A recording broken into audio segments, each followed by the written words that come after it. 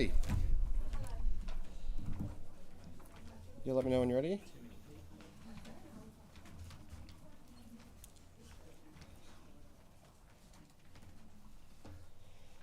So we've had a further Queensland Disaster Management Committee meeting today where for the first time we've included the mayors of the local government areas that we expect to be affected. The Bureau has provided an update on the cyclone and the State Disaster Coordinator has provided an update on preparedness across the state. We still expect this tropical low to develop into Tropical Cyclone Kirrily sometime later today. It has intensified more slowly but is moving more quickly than when we last provided an update yesterday. It's likely to cross the Queensland coast Thursday night between Cardwell and Bowen as a Category 2 system, not a Category 3 as we updated yesterday. These are parts of the state that are well accustomed to cyclones of this intensity, and their mayors have confirmed with us that they are ready and well prepared. Tropical cyclone impacts are likely to begin from tonight, particularly in the Whitsunday Islands. After the cyclone crosses the coast, it's likely to weaken and to a tropical low, but have very high levels of rainfall associated with it, and so depending on its path, that rainfall is likely to cause flooding in parts of the state. People in North and Far North Queensland should get ready now. The Queensland Reconstruction Authority CEO Jake Elwood is in position in Townsville right now. For Queenslanders, your local government disaster management dashboard is an excellent source of information. Townsville Airport will be closed from midday tomorrow. QFES have pre-deployed 100 personnel to Townsville. That includes Swiftwater crews. It also includes 54 personnel from interstate, and we're very grateful for that assistance from New South Wales and Victoria, 46 from New South Wales and 8 from Victoria. Given this heavy rainfall, it is important that Queenslanders consider what travel is necessary in these areas from Thursday and throughout the weekend, and of course look out for those warnings and those advices from the Bureau as well as from their local government. We'll go to the Bureau first. Good morning. So the tropical low is situated approximately 690 kilometres east-northeast of Townsville. The development of this low remains slow, but we are expecting it to see tropical cyclone strength tonight.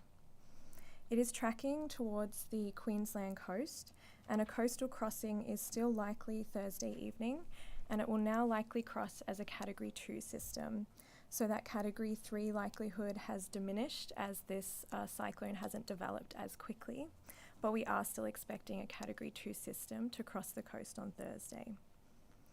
So we're now issuing tropical cyclone warnings, meaning that we're updating those every 3 hours. And as of 11 a.m, the warning areas are Eyre to Serena, and that includes Mackay, Bowen, and the Whitsunday Islands. And then our watch zone. So warning zone means that we're seeing impacts within the 24 hours, and the watch zone is within 24 to 48 hours. So the watch zone is Innisfail to Eyre, and that includes Townsville, and it also extends inland to Charters Towers. So in terms of the impacts, I'll start with the wind impacts. So we are already seeing gales in the southern area of this system. So we've already started to see those stronger winds, and we're expecting them to start impacting the Queensland coast tonight. So as this system moves towards the coast, we'll start seeing those impacts. So gales with damaging wind gusts of up to 120 kilometres per hour will likely impact the Whitsundays overnight tonight. So those islands will start seeing the impacts first.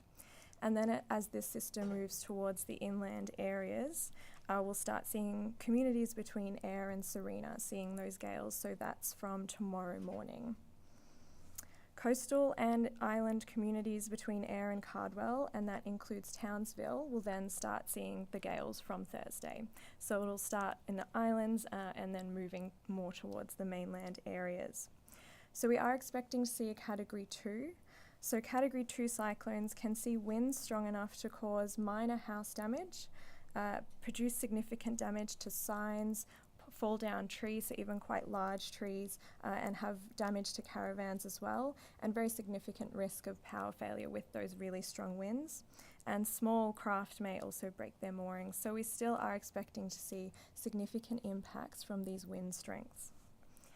In terms of flooding, the most intense rainfall, which could lead to dangerous and life-threatening flash flooding, is possible near the centre and the south of that system, and that's most likely as this system crosses the coast on Thursday. So areas between Innisfail and St. Lawrence are likely to experience heavy rainfall, leading to flash flooding from early Thursday. So from tomorrow we could start to see those impacts of flash flooding. As the system does move inland, the threat of the heavy rainfall and flash flooding will spread to those inland areas, and that will continue into Friday and into that long weekend. So a flood watch is current for areas where we are expecting to see riverine flooding. But it's important to note it's not just about that crossing, but what this system will do once it has crossed the coast. So heavy rainfall, riverine flooding and flash flooding will all remain a risk as this system moves inland after crossing. It has a really large amount of water associated with it, which can produce very heavy rainfall long after it becomes a tropical low and decreases from that tropical cyclone strength. So this could see a potentially long event and quite a widespread event as we move into the long weekend. It's also very important to note that while we are seeing a more westerly track of this cyclone, so we're likely to see it once it becomes a tropical low move west towards the Northern Territory, there are still areas of southern and southeast Queensland that could see quite heavy rainfall over the weekend. So while it wouldn't be a direct impact from that low, it would be an indirect impact. So there's still a lot of moisture in the atmosphere, and any shower, storm activity that we see in the southeast or central parts of Queensland over the long weekend could still produce heavy rainfall that leads to flash flooding as a result of this tropical low. Therefore, we're asking all residents of Queensland to stay up to date with our warnings, especially as they plan over the long weekend. And also staying up to date with those tropical cyclone warnings for communities in that area. And as I said, they'll be issued every 3 hours. Thank you.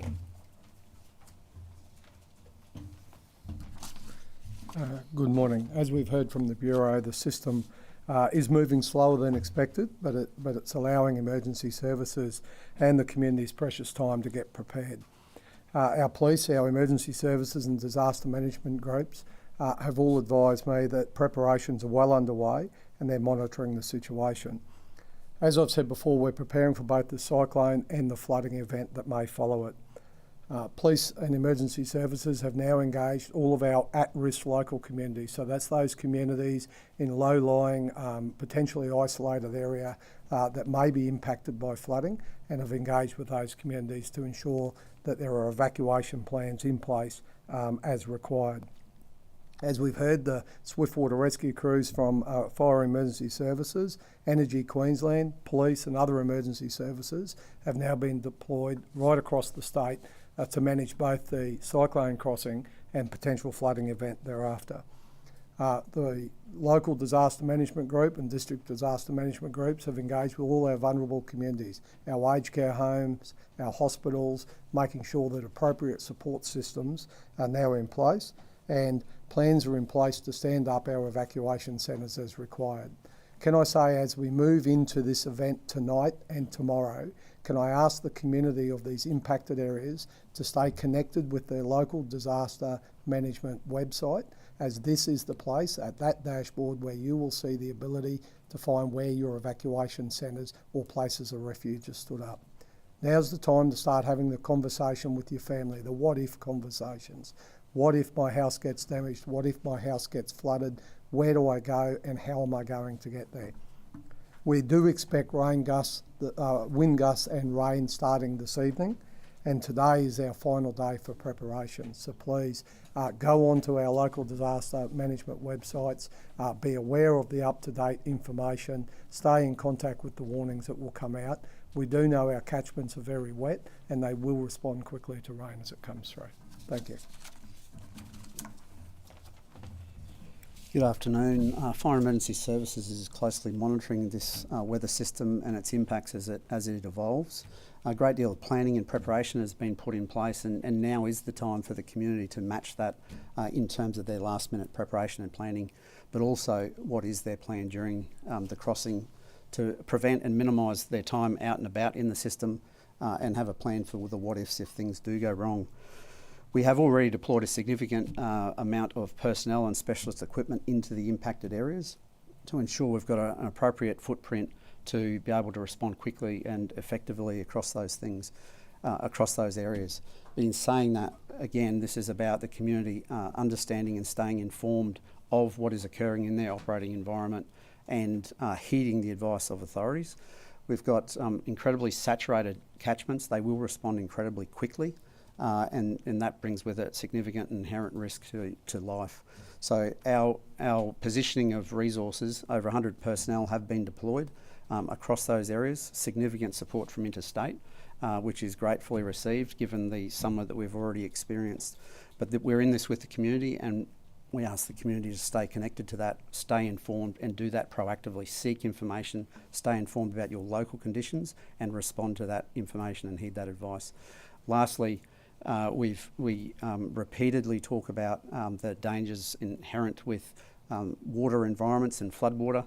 If it's flooded, forget it. We don't want people playing in, riding into, driving, walking through floodwaters. So please stay away from that. It only puts yourself at risk and responders at risk also. Thank you. Any questions? Laura? It's slowing down, so is there a possibility it could slow down further and cross as a 1, and equally, is it still a possibility that it could intensify again and cross as a 3? Are you looking at those two possibilities? So in terms of the scenarios that this cyclone provides, the scenario that it gains enough strength to cross as a Category 3 is really diminishing as we go through today and into tomorrow. It just does not have as much time to get that strength as it crosses the coast. However, as we do see it develop, the most likely scenario is really that it will cross as that Category 2. However, that could evolve over the coming 24 hours, and we urge people to keep up to date with that warning every 3 hours, as that always has the most likely scenario in it. Southeast, can you elaborate on what you now think we're in store for down here? I understand it's looking like going a bit further west, but that doesn't mean we won't have rain, is that correct? Correct. So in terms of the southeast forecast this long weekend, we're still really urging people to stay on top of weather warnings and forecasts as we go into the weekend. So this system has the potential to produce heavier showers and heavier storms than we usually see in the southeast. So flash flooding is still certainly a risk. So when those storms push through that are producing larger amounts of rainfall, we will be issuing those storm warnings, and we're very much encouraging residents in the southeast to keep up to date with them. However, noting, yes, that the most likely track of that low pressure system is now moving more westerly than it was. And on that indirect impact that you mentioned on the southeast, what day are we looking like potentially seeing some of that heavier rainfall here? So in terms of timings, it will be around that Sunday period that we will likely see those storms and showers producing more rainfall, and potentially into Monday and the start of next week too. Do you have any idea of rainfall totals up north? I know the figure of a metre of rainfall was floated earlier in the week. Yeah, so in terms of those rainfall totals, I don't have anything specific on me here, but as we start to issue severe weather warnings and just looking at those forecasts for the different towns, they'll detail exactly how much rainfall we're expecting to see in terms of all those towns being affected by that cyclone. With it being a slower moving storm, does that mean that you're more likely to, or they are more likely to experience heavier rainfall, more flash flooding, communities being isolated? So in terms of this system and how fast it's moving, certainly slower systems have the potential to produce much more rainfall as they are slower moving in nature, and we can see that rainfall really accumulate in certain areas. So there is certainly a high chance of that riverine and specifically flash flooding as we see the rainfall accumulate with this system. Do you also expect there's going to be the potential for southeast Queensland to have to sandbag some of their homes, considering the propensity for rain?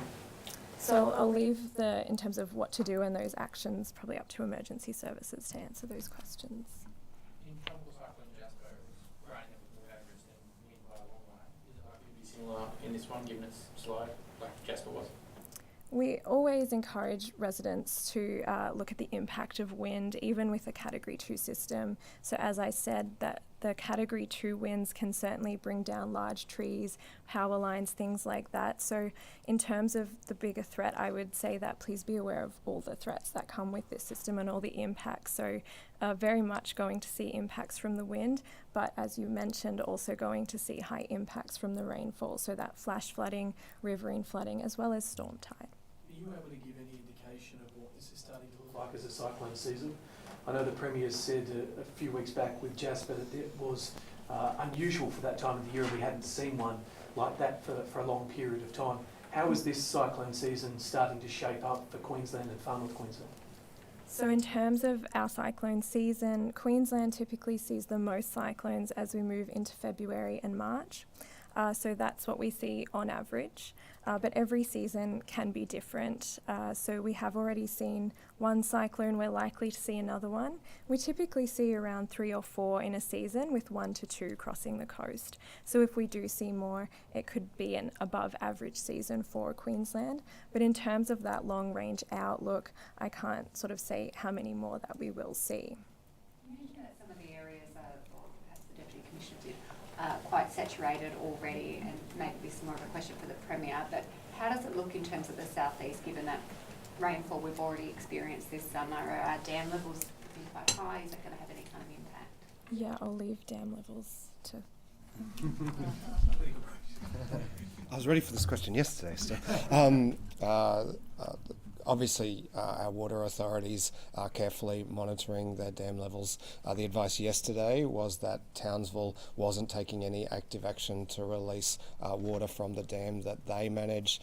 There have been small releases of water from Somerset into Wivenhoe, but they all remain well within a manageable range. So from memory, Wivenhoe is at about 66 or 68% of just its drinking water capacity. That is 1/3 of its total capacity. It retains all of its flood capacity and all of its disaster capacity. So there is plenty of room in the dams at this stage. Would you be encouraging people to cancel their Australia Day activities on Friday? Well, certainly I understand Townsville has already cancelled its activities on Friday. That was where I intended to be. I just encourage people to look at the forecasts and make sensible decisions. Certainly you wouldn't want to be travelling great distances in these kinds of conditions. They're the kinds of things we're asking people to take into account. Sorry if you've already answered this question, but so you're not intending to travel to Townsville anymore? No, the airport's going to close before I intended to fly, but the event I intended to attend has also now been cancelled. Questions on energy, house for the energy? Sorry, again? What are we expecting to see in terms of the electricity network? Obviously, it's mentioned the winds and stuff can bring about power outages. What are we bracing for up north?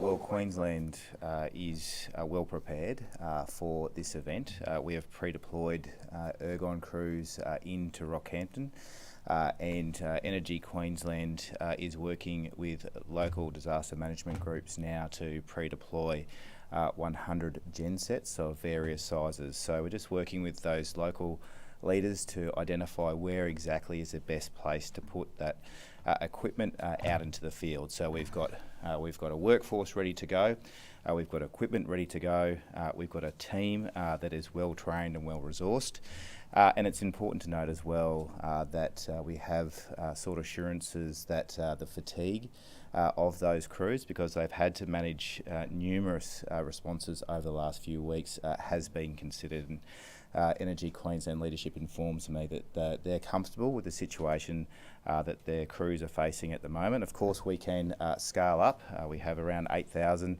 crews available right across Queensland at the moment. They're working on day-to-day activities as we speak, but if we need to move them and deploy them in the response to this event, that's exactly what we'll do, as we've done in the past.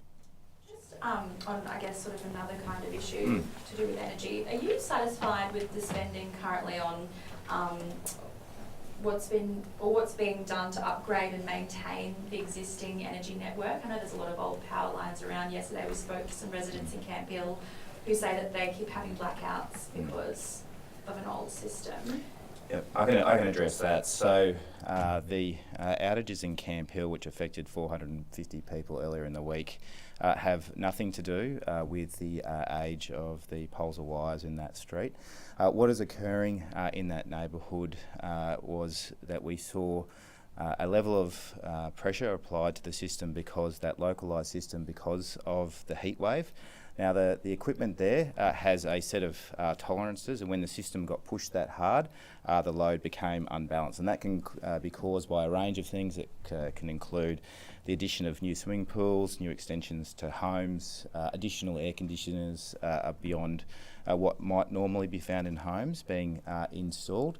And so the Chief Engineer advised me this morning that they have worked hard to rebalance that load. But just want to reconfirm that those occurrences earlier in this week had nothing to do with power supply. There was more than adequate power supply and didn't have anything to do with the age of that equipment. So there's a technological challenge to be overcome there, and that's exactly what's occurred. The Chief Engineer will take a very close look at all of those locations that were pushed hard to that limit earlier in the week, and we'll make some decisions around further investment. It's important to remember as well is that all of the investment in the local network is regulated investment, and we work very, very hard to deliver a good and efficient and sound result for Queenslanders. I realise it's very early, but is there within $1 million, $100 million, $1 billion, how much money it will cost to fix this stuff up? Oh, well, just this year in Brisbane alone, we're investing $171 million on that local network infrastructure. It is a big system. Importantly, though, let's remember it's owned by Queenslanders, and Queenslanders own this asset. We manage it in the best interests of Queenslanders. Compared to previous financial years, is it more? I don't have that information in front of me, but I can assure Queenslanders that we deliver a network that is reliable and that is resilient.